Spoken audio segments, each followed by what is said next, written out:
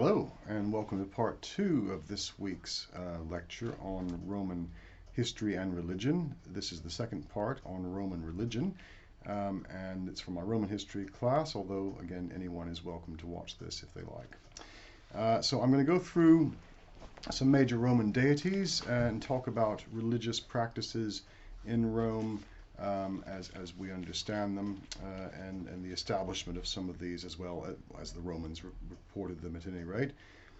As many people will be aware, Roman mythology itself is a mixture of Greek and Etruscan and other native Latin myths and religions, native Italian gods, which are independent of Greek beliefs and tales. So there are many elements very similar to the Greek tradition and some that are very different, and some that have been adapted and adjusted for the Romans. I'll give you an example of some early Roman gods, or numen as they're called, for which, well, there are some Greek equivalents, but these are Roman gods, or originally Roman gods, that find their way into the Roman pantheon, pantheon meaning all the gods. So we have Bellona, goddess of war. They also have, of course, Mars as well, but Bellona is the female goddess of war. Cardea, who's similar to Artemis, has power over doorways. Cupid, god of love, equivalent to Eros in the Greek mythology. Dis, god of the underworld, like the Greek Hades. Faunus, a god of fields and shepherds, similar to Pan. Glaucus, god of the sea. The Lares, the gods of the household, represented probably dead ancestors who protected the family. Liber, the god of fertility, identified with Bacchus, god of wine, but he's different from the Greek Dionysus in many respects. Saturn, god of agriculture and Roman god of time, so he's associated with Kronos. Vesta, goddess of the home and hearth, and similar to Hestia.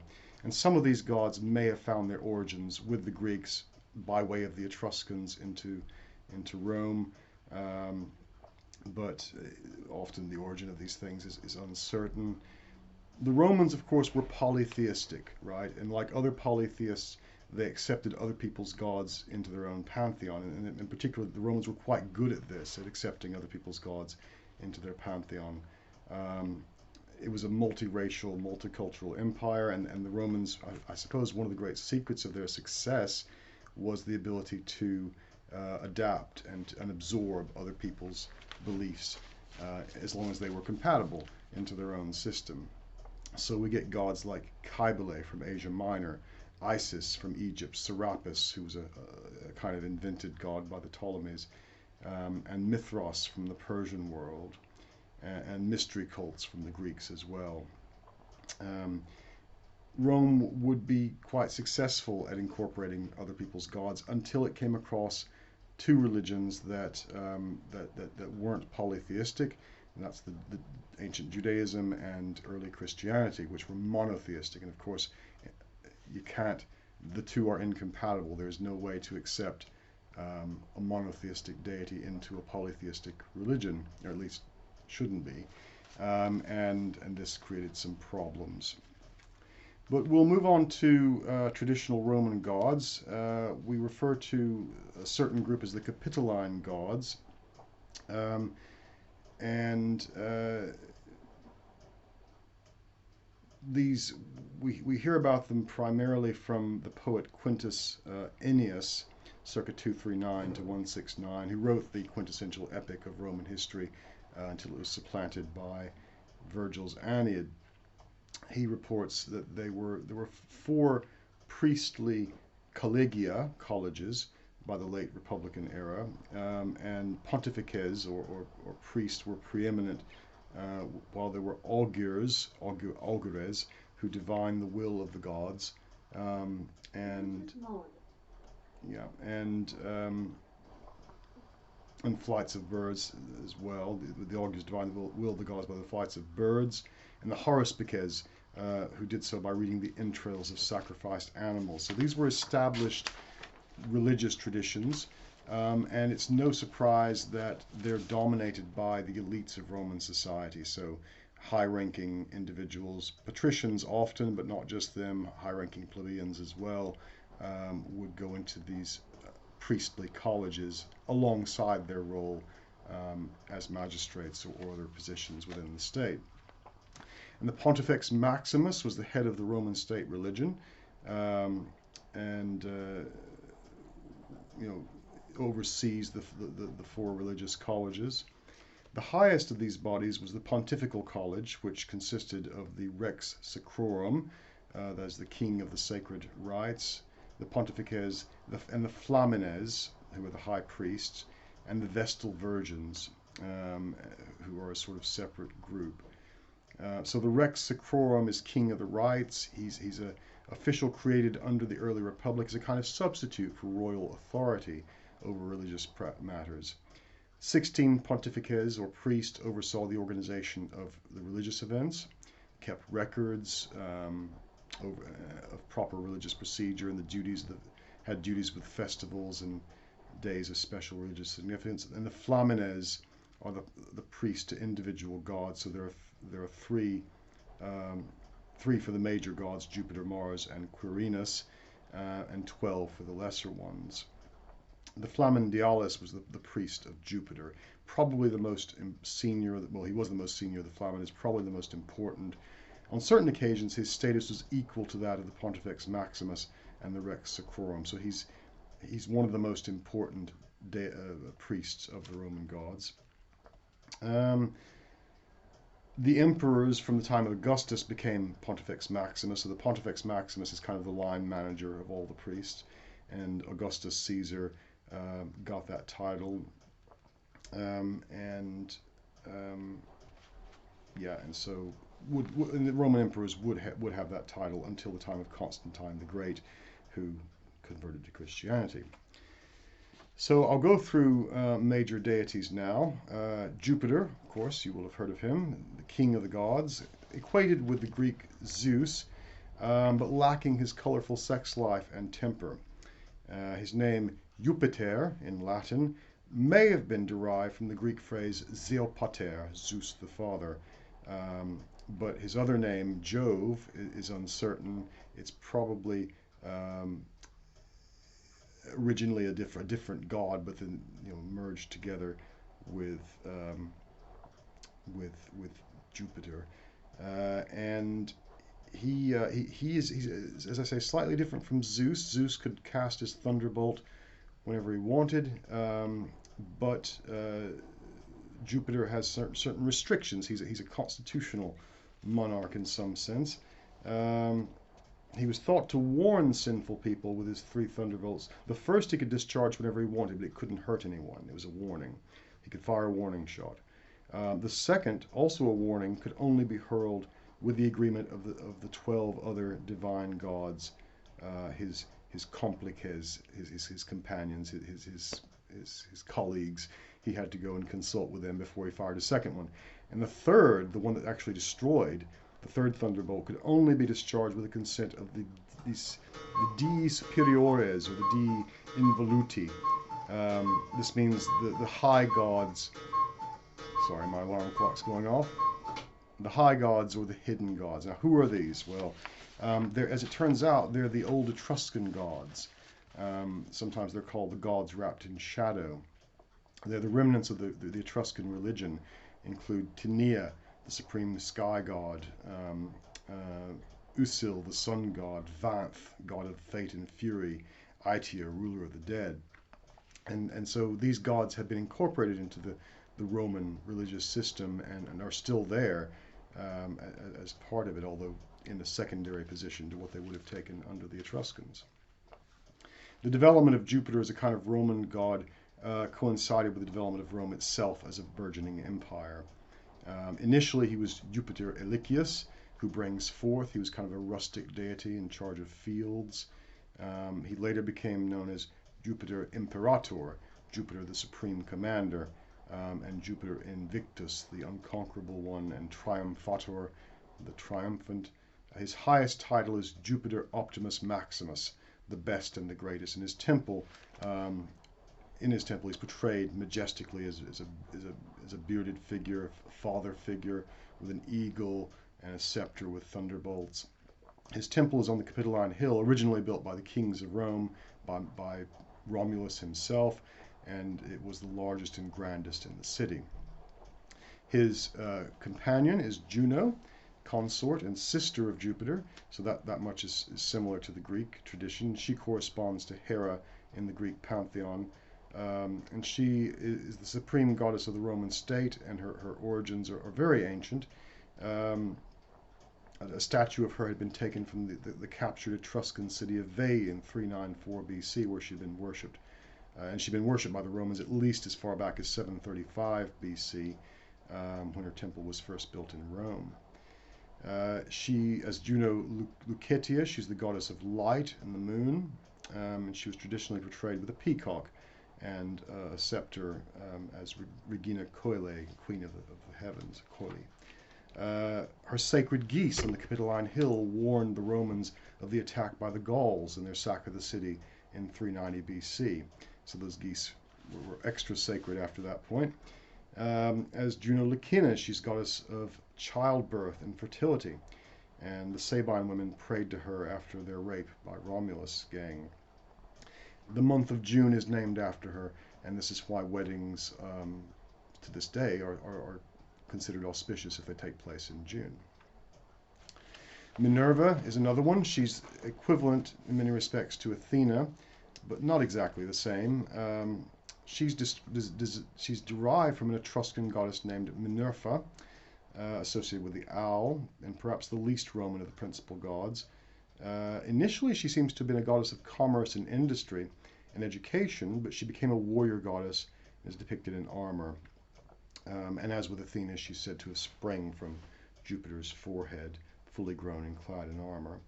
Her festival was called the Quinquatrius. It was celebrated along with that of Mars at the spring equinox in March. And Mars, again, a very important Roman god, son of Juno alone, not Jupiter. Juno gave birth to him in a kind of revenge for Jupiter usurping the mother's function with giving birth to Minerva out of his head. Mars was originally the chief god of the Romans, we think, and was perhaps the most truly Roman of the city's gods, with his cult even more important than that of Jupiter. Initially, he was a rustic god of the fields, but then later Ceres took over that function, and Mars came to be associated primarily with war. In his sacrorum or shrine, 12 sacred spears were kept. He's like the Greek god Ares, but somewhat more noble. So Ares is associated with bloody battle and conflict. Mars is more associated with just warfare and conquest because you've been provoked, as opposed to just going out and relishing in fighting. So he's a more Romanized version of him. His greatest temple in Rome was built by Augustus Caesar, and there he's referred to as Mars Ultor, Mars the Avenger. He commemorates the destruction of Caesar's assassins. Roman generals made sacrifices to him before going into battle and after victory, devoted a portion of the spoils to him. He was accompanied on the battlefield by Pavor and Pallor, terror and paleness, which he inflicted on Rome's enemies. His other two companions are Honus and Virtus, honor and virtue personified, with which he inspired Roman soldiers. Another god directly borrowed into the Roman pantheon from the Greek is Apollo, an archetypal Greek god of poetry, music, and science. He has no Roman equivalent and was directly imported into the city of Rome in the 5th century BC at the behest of the Sibylline books of prophecy. I'll come to those in a bit, to ward off a plague. As I say, Apollo is a Greek god borrowed directly because the Romans claim that they were told to do so by their prophecies. His temple stood on the Palatine Hill, and there were many other temples of Apollo constructed around the Roman Empire. Diana is the next one I want to mention, goddess of the hunt and the moon, later equated with Artemis. She's regarded as Apollo's sister. She was especially associated with the harvest moon, and is a goddess of fertility, and she is associated as well with witchcraft. At Rome, she's also a goddess of childbirth, and her sacred temple is on the Aventine Hill, having been founded in the 6th century BC. Her greatest shrine, though, was on the shores of Lake Nemi to the north of Rome. And curiosity, her high priest was traditionally an escaped slave. In order to win the priesthood, he had to kill his predecessor in single combat, after which he was then required to patrol the lake's shores looking for other potential successors. So an unusual way to become a high priest. He had to be an escaped slave who then kills the previous high priest, and has to defend his title from any other would-be successor. Saturn, I mentioned before, is an ancient agricultural deity, whose name probably derives from satyr, meaning stuffed with food, that sort of thing.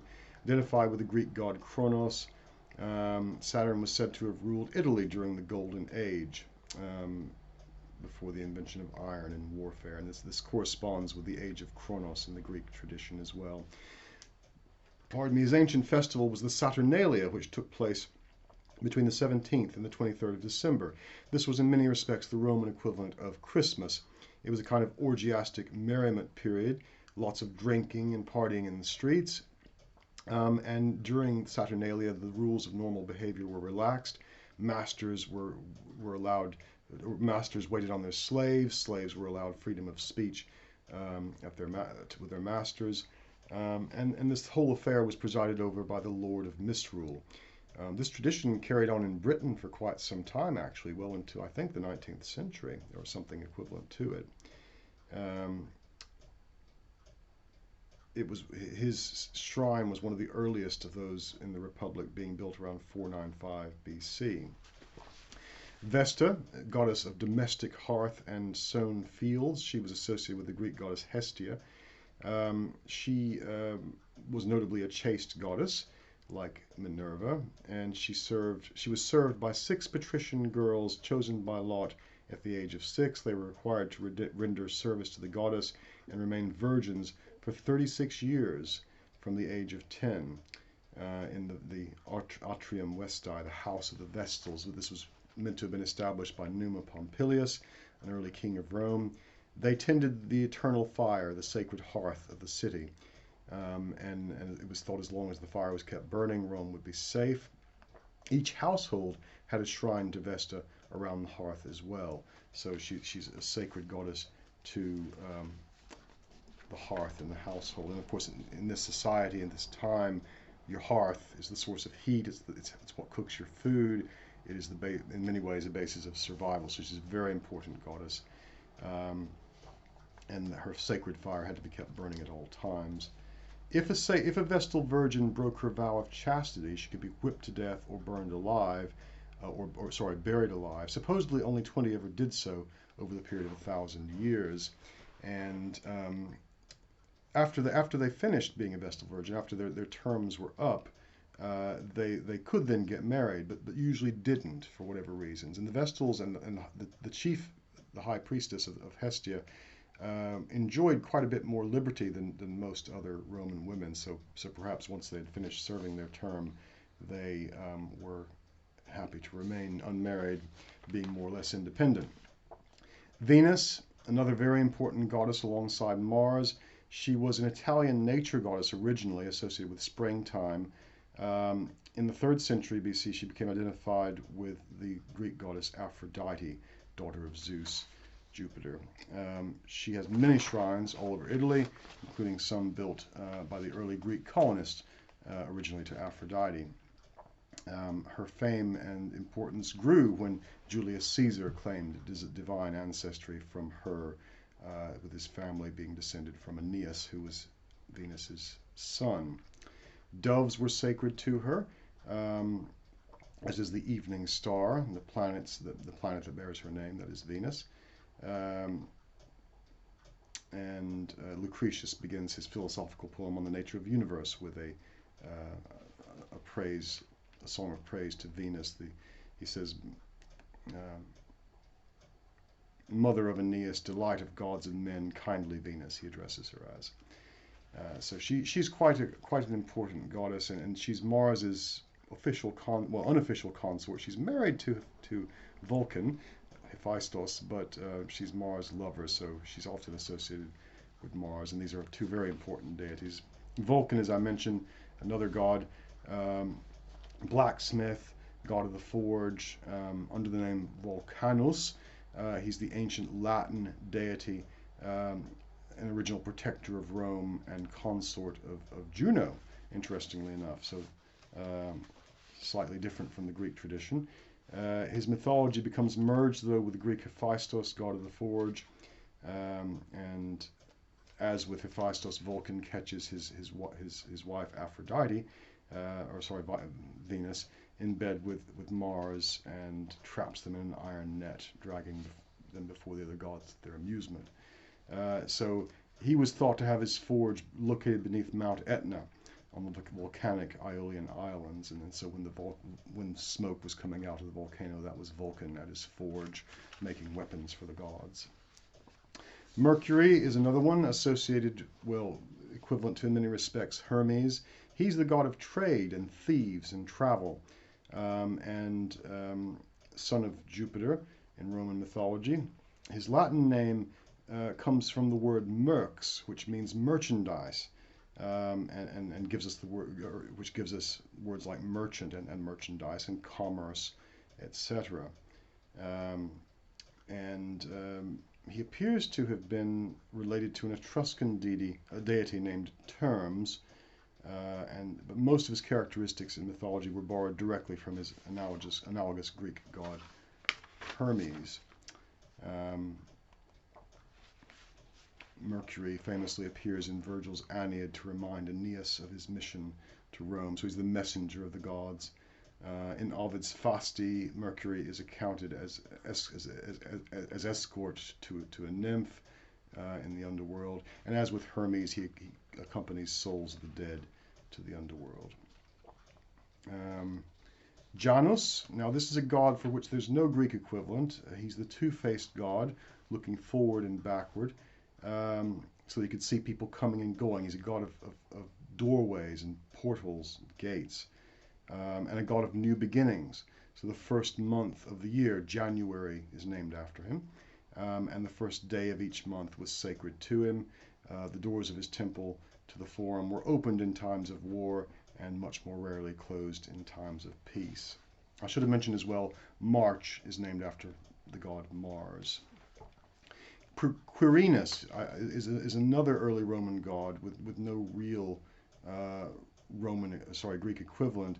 He's sometimes associated with Janus, and sometimes with Romulus as well. He may have been originally a Sabine war deity, and thus identified with Mars, but he was still one of the more prominent gods with a priesthood, and the Flamen Quirinalis, the high priest of Quirinus, presided at least over 3 festivals each year, one in August and April, and in December as well, devoted to the cult deities of Rome.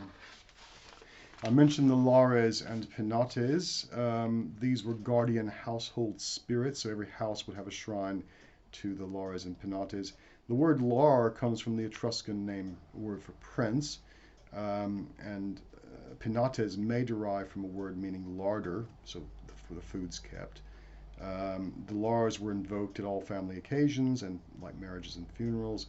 The Penates oversaw the family's food supply and drink, and their altar and hearth itself, and they shared that altar with Vesta. Now, according to tradition, Aeneas, fleeing from Troy, brought the Penates with him, so they're claimed to be ancient Trojan gods. That is probably not true, but I don't know. What is thought to be the case is that these Lares and Penates, and it may be the case with other gods as well, but specifically with these, they were probably deified ancestors, and over time the Romans perhaps forgot who they were and treated them as individual gods in their own right without that connection.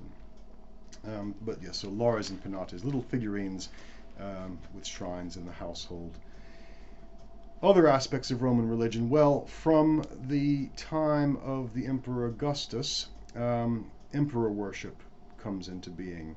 And alongside the emperor is Dea Roma, the divine personification of Rome itself, portrayed as a woman seated on a throne, dressed in armor often, and different provinces of the empire would have a similar deity. So Britannia, our own modern Britannia, is an example of one of these divine personifications, and she is very similar to Roma in many respects. Well, since the time of Alexander the Great, there had been this precedent of honoring kings and heroes with divinity. And as the Roman emperors succeed Alexander and begin imitating him, this happens as well. In the case of Augustus, he didn't allow himself to be worshipped as a god in Rome.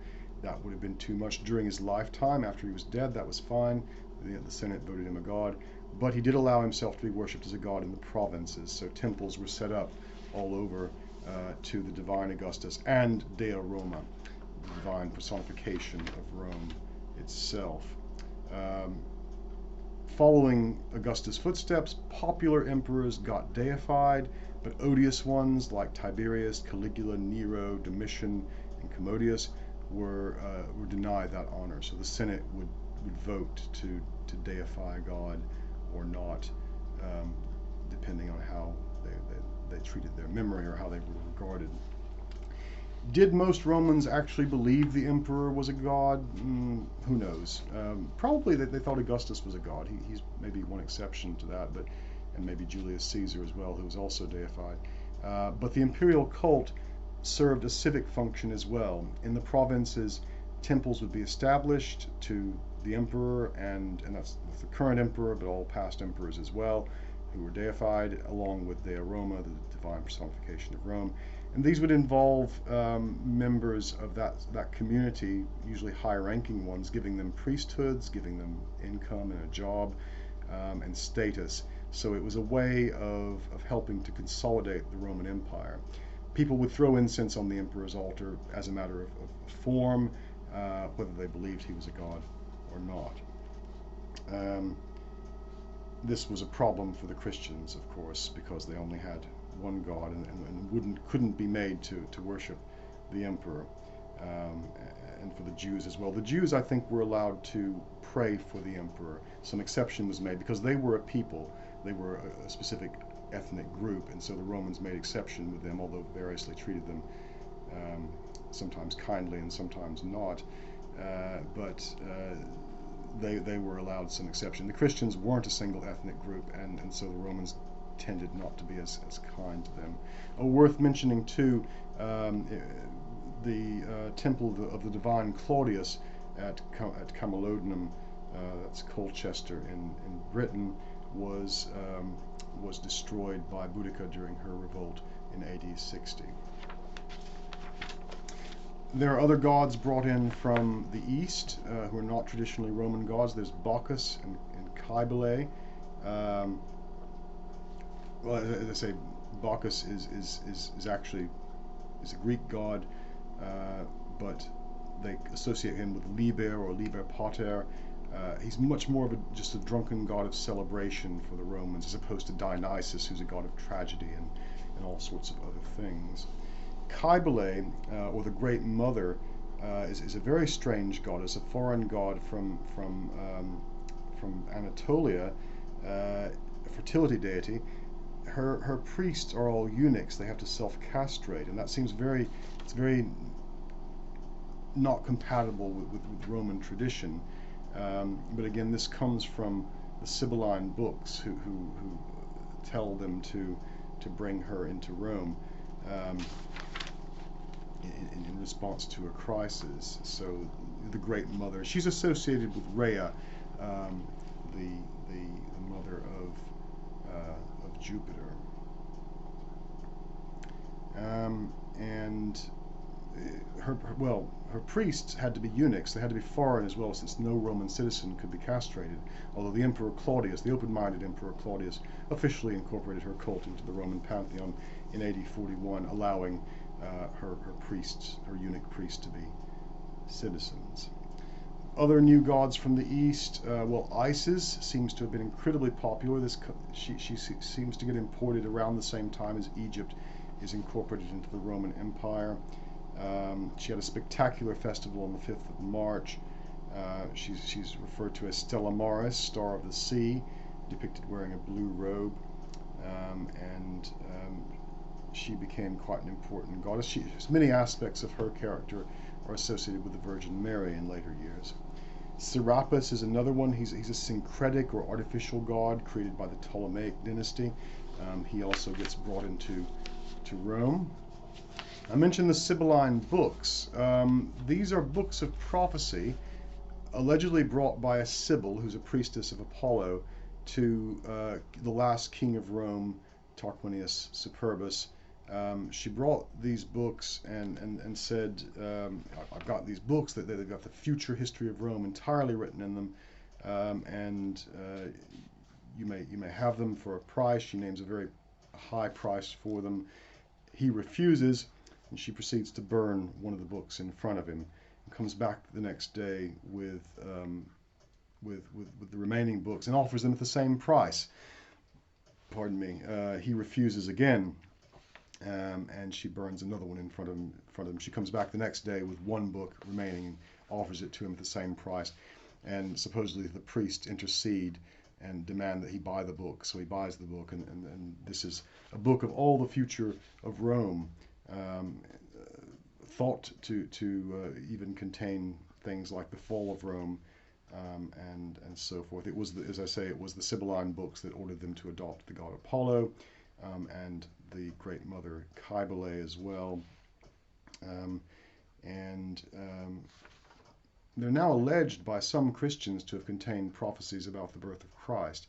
These were all lost in the invasions of the 5th century, so we don't know where they are, unless they're in the Vatican Library somewhere. Mithras is another foreign god.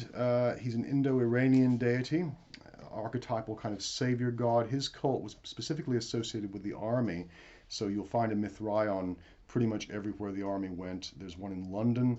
It's one of the few remaining Roman ruins in London that's more or less intact. You can see it. It's a mystery cult, and the congregation was composed of fratres, brothers, and patres, fathers, who were pledged to support one another. It has a lot in common with early Christianity, and the cult of Mithras would seem to have influenced Christianity in some respects.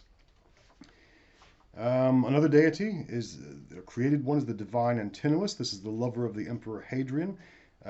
Statues of him were all over the empire. Antinous was a young man from Bithynia who was Hadrian's lover, and who seems to have died under suspicious circumstances during a journey on the Nile with Hadrian. He drowned, and there's some lack of clarity over whether he was killed or sacrificed for the good of the emperor, or it was an accident. We don't know. Hadrian didn't officially sponsor his status as a god, but he didn't stop it either, and he supported it with large sums of money, even naming a city after him. Sometimes Hadrian is called the gay god, and if you see his picture, you might see why. Sol Invictus is another later Roman god, known as the unconquered sun. He's seen as sometimes as a move towards Christianity. He's first mentioned in the 2nd century AD, and he seems to have been particularly important to Constantine the Great, who would convert to Christianity.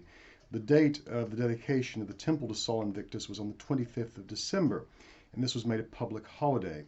It was such a major public holiday that Christmas was actually moved to that date. Christmas was meant to take place in, I think it was January originally, or later in the year, but it was moved to the 25th of December to coincide with Sol Invictus. And as I say, that may be, Sol Invictus was around with some of the other gods as well, but it seems to have been a move towards monotheism. I'm going to stop. I won't talk about Christianity for now. Christianity would have a major influence on Rome in time to come, but for now we're mainly concerned with the original gods, and I'm leaving out a lot of them. There are many, many gods. The Romans had a god for pretty much everything. There was a goddess of the sewers, Cloacina. um, a god of many gods of fertility. Um, for any place or thing that you can imagine, just about, there was a Roman god. So we don't have time to go through them all. But the gods were everywhere. And religious ritual was incredibly important to the Romans. It's largely about keeping the gods happy and preventing them from doing harm to humanity, and to maybe smite Rome's enemies. But it was crucially important that rituals be upheld. This is what the priests and priestesses were for, and we'll learn more about some of them in the seminar. But I'll leave it at that for now. Thank you very much for your attention. Hopefully you've enjoyed this. I'll just again remind you to like, subscribe, and click that notification bell. No, I'm just kidding. Again, I don't care whether you do that, but do feel free to comment if you want to, and I'll respond to those in time. Thank you very much. Ta-ta for now.